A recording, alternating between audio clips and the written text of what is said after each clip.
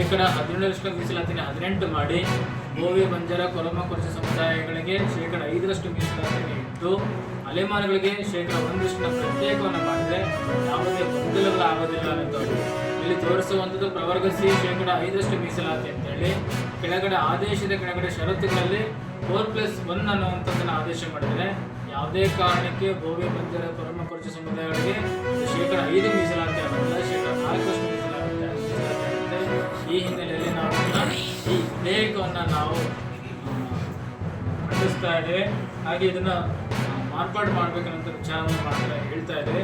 ಹಾಗೆ ನಾವು ಹೇಳ್ತಾ ಇದ್ವಿ, ದೊಡ್ಡ ಸಮುದಾಯಗಳಿಗೆ ಹೇಗೆ ಪ್ರತ್ಯೇಕ ಮೀಸಲಾತಿ ಕೊಡುವಂಥ ಹಿನ್ನೆಲೆ ಇದ್ದಾಗ ಬೋವಿ ಸಮುದಾಯವನ್ನು ಕೂಡ ಪ್ರತ್ಯೇಕಿಸಿ ಜನಸಂಖ್ಯೆವಾರು ಮೀಸಲಾತಿಯನ್ನು ಕೊಟ್ಟಾಗ ಒಂದು ರೀತಿ ನಿಜವಾದ ಸಾಮಾಜಿಕ ನ್ಯಾಯ ಕೊಟ್ಟಾಗ ಆಗುತ್ತೆ ಅನ್ನೋಂಥದ್ದನ್ನು ಈ ಮೂಲಕ ಈ ಹಿಂದೆ ಕೂಡ ತಿಳಿಸಿದ್ವಿ, ಈಗೂ ತಿಳಿಸ್ತಾ ಇದ್ವಿ. ಆಗ್ತಿರುವಂಥ ಲೋಪದೋಷಗಳನ್ನು ವಿಧೇಯಕನ ಅಂಗೀಕಾರವನ್ನು ಮಾಡದೆ ಈಗ ಮಂಡನೆ ಮಾಡುತ್ತಿದ್ದ ವಿಧೇಯಕವನ್ನು ಎಲ್ಲ ಸಚಿವರು ಶಾಸಕರು ತಿರಸ್ಕಾರ ಮಾಡಿ ಸರಿಯಾಗಿರುವಂತಹ ವರದಿಯನ್ನು ತಯಾರು ಮಾಡಿ ಮೀಸಲಾತಿ ಸಂಖ್ಯೆಯನ್ನು ಹೆಚ್ಚಿಸಿಬಿಟ್ಟು ಸರಿಯಾದ ಜನಸಂಖ್ಯೆವಾರ ಮೀಸಲಾತಿಯನ್ನು ಹಂಚಿಕೆ ಮಾಡಿ ಮಾಧ್ಯಮದ ಮೂಲಕ ಸರ್ಕಾರಕ್ಕೆ ಒತ್ತಡವನ್ನು ಹಾಕಿ